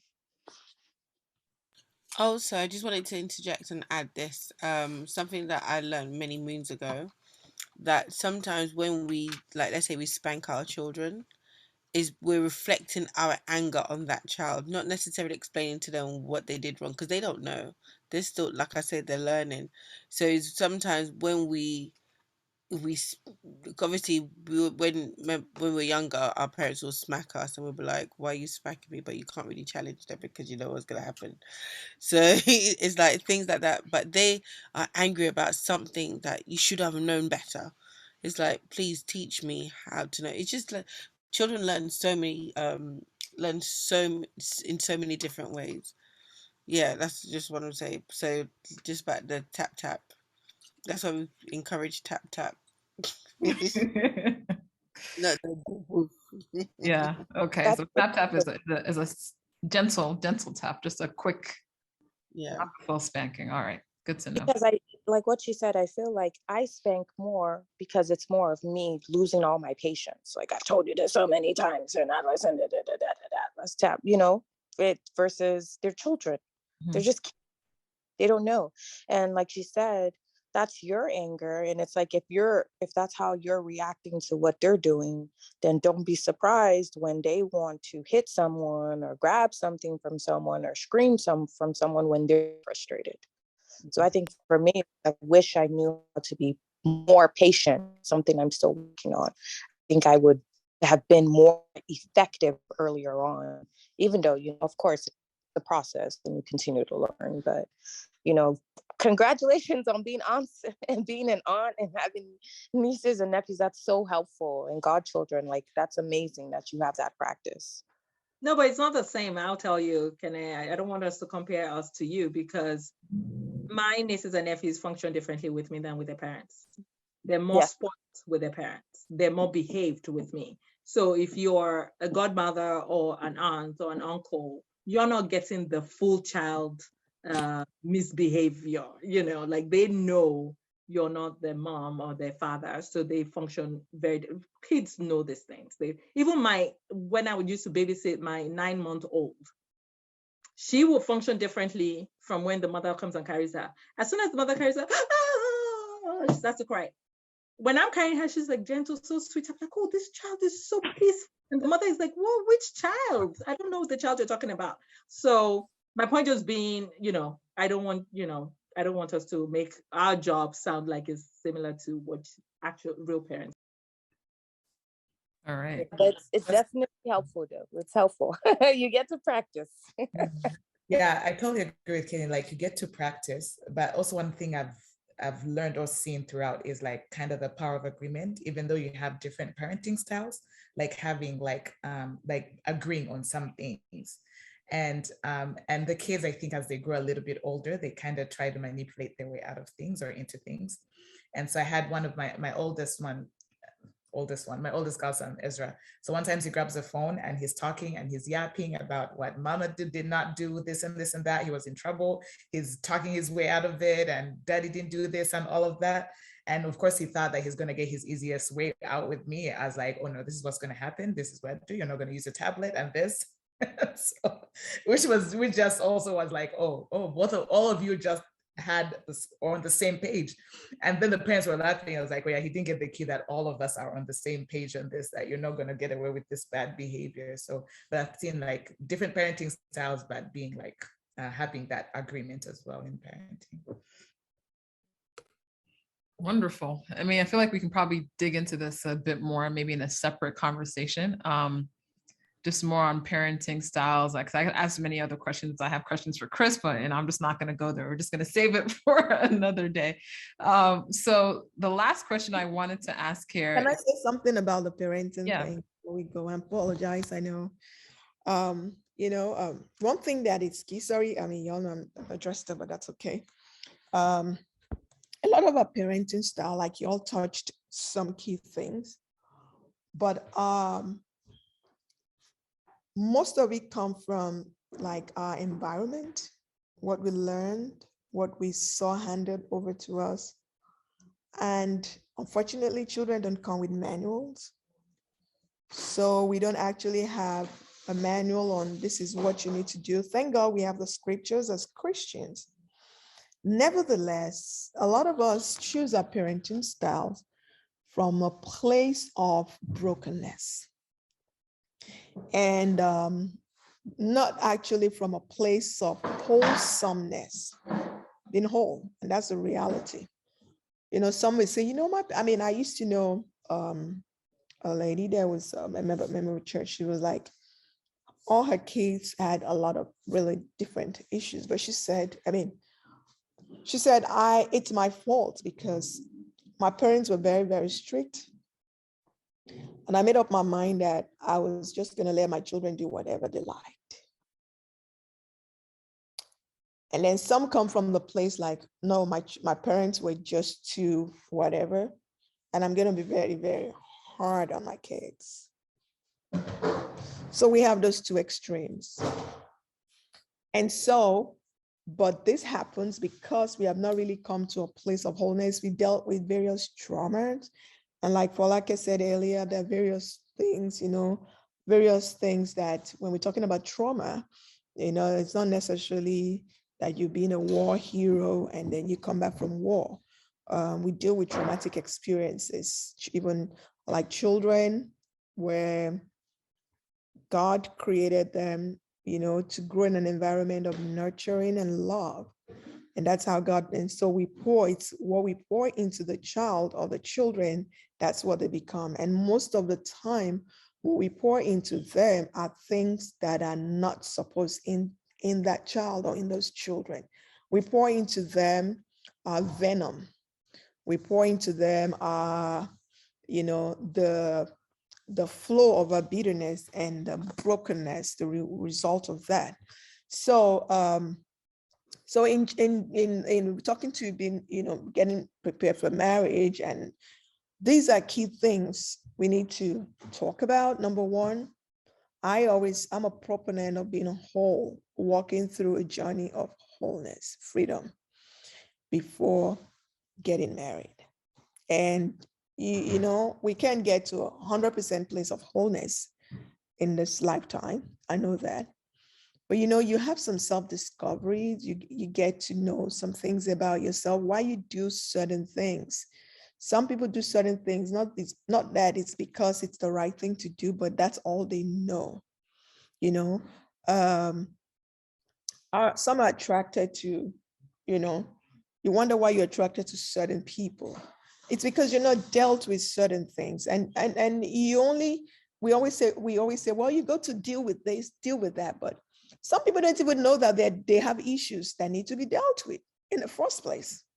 Some people don't know. A lot of people don't even know. They think they're fine.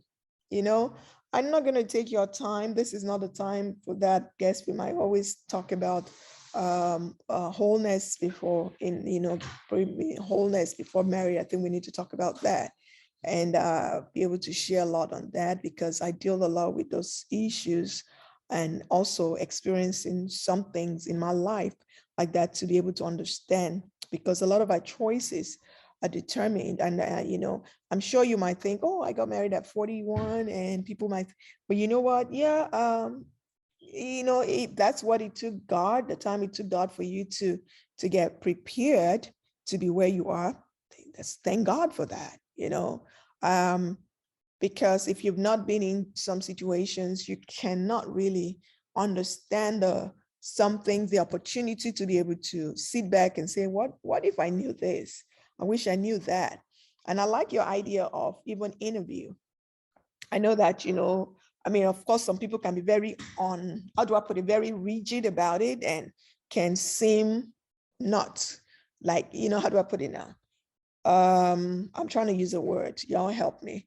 Some people can come in a way that makes it sound so robotic, like you're like robots. Like, okay, so what do I have on my list today? Okay, so today we're going to discuss, we're going to talk about how, or if you like cakes, right? Yeah, okay, we finish, we take it off. No. That's not it. I mean, that could come unnatural and some people might not be able to flow with that. Oh gosh, what is all this? But, learning to know what things to ask, very important, what to talk about. I always say it, ask questions, talk. I mean, I've repeated it again and again in this forum that don't be quiet. Don't just keep your mouth shut. Talk, and that's why when some people say, what is the length of courtship? Could you wait for 2 years or 5 years? I say, you might be courting for 5 years and be talking nonsense. That's true. And you might be courting for 6 months, 6 months and be like, hey, we know what we want. I know what I want. Let's talk. Let's get to know each other. So it all depends on what you're talking about. What are you talking about in 6 years? 6 years, you'll be talking about, how you doing? I'm good. Your hair looks nice today. Oh, it's so pretty. Thank you. All right. So what scripture did you read in church on Sunday?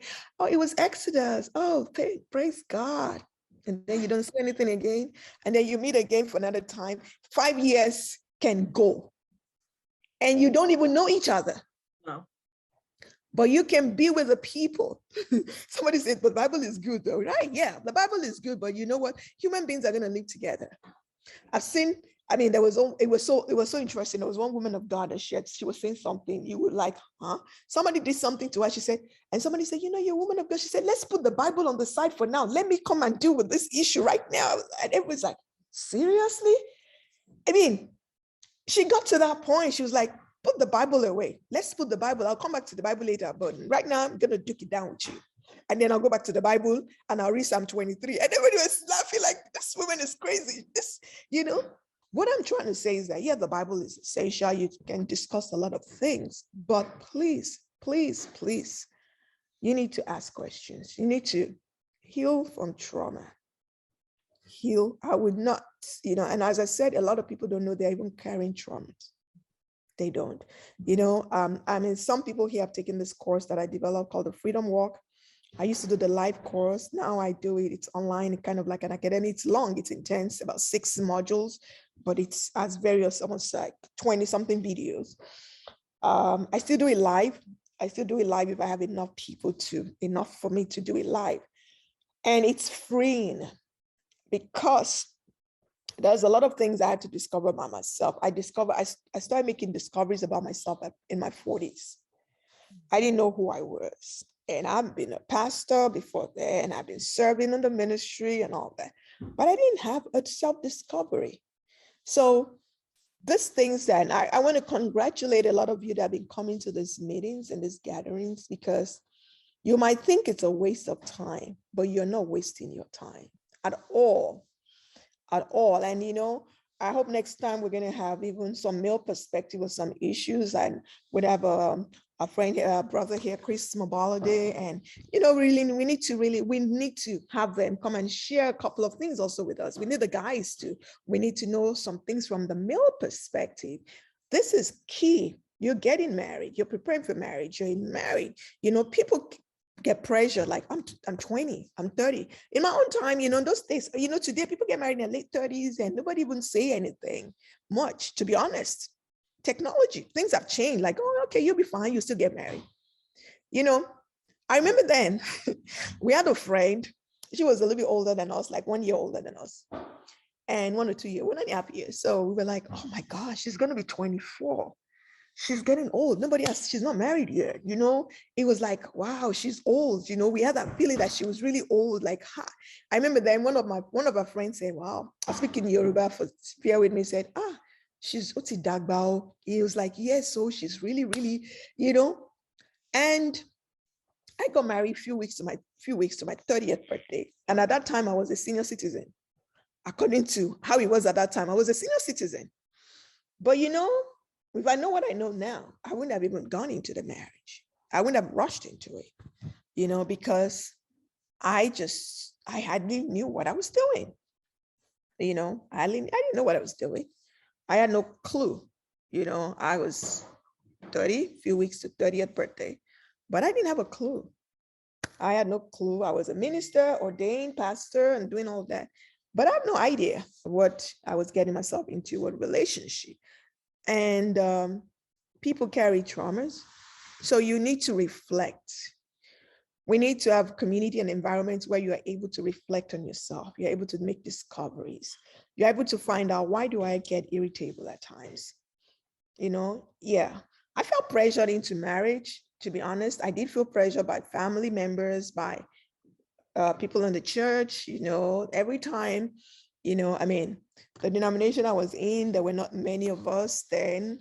So anytime the general overseers came into the country, they would ask, their wife would say, so what's going on? Any news, you know, so every time they were always asking me, so what's going on? So what's going on?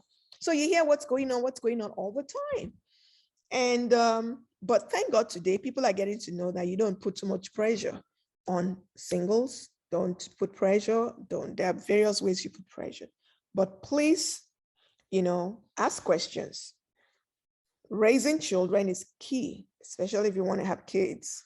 You know, some people, maybe they don't want to have kids. Yeah, like it's not African, but some Africans still have different ideas these days. But it's very important because this can lead to certain things. You know, wholesomeness. Some people believe that I have to really, really slap or beat a child. They call that training, but that is abuse. You don't start hitting a child. You don't beat a child out of your anger. You're breaking that child. You're not helping that child. You're destroying, you're bringing internal wound into that child. I believe in spanking, but you spank from a place of wholesomeness, from a place of love, from a place that you're, correction. So anyway, I just wanted to add that. I'm going to, hand it over and then maybe, to our speaker today and give her the opportunity if she has any other thing to say. And I'll just pause for now. Thank you so much.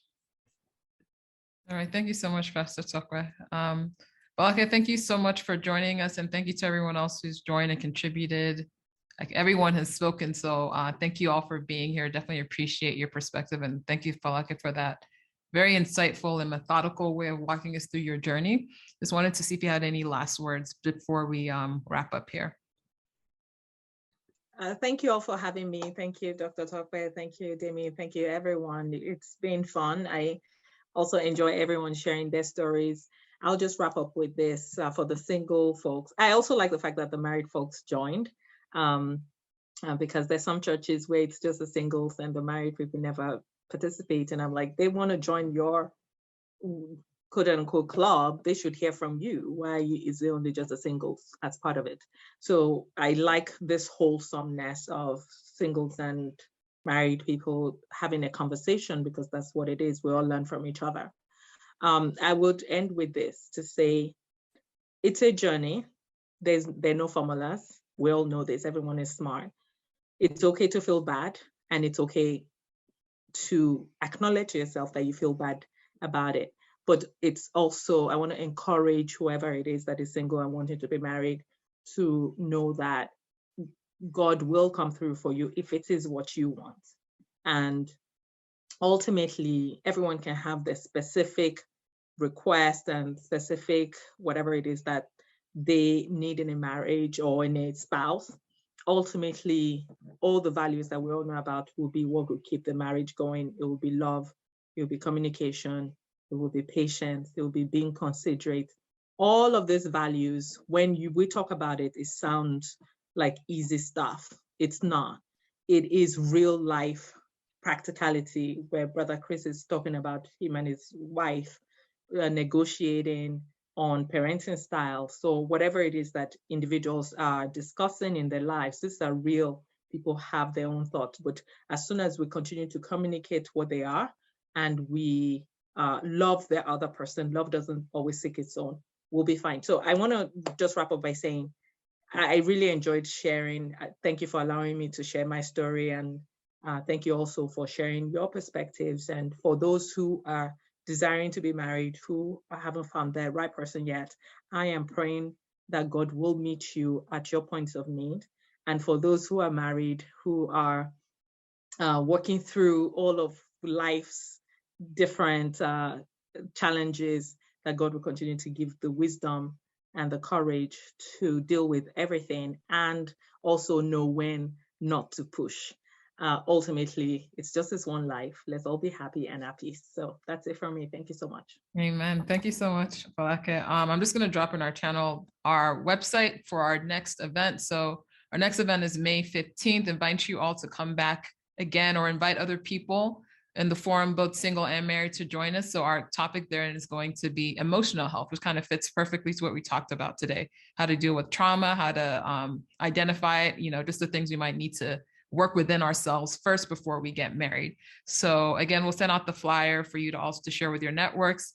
Thank you for joining us, and I pray that you have a wonderful end to your weekend, and we'll hope to see you again sometime soon. God bless you.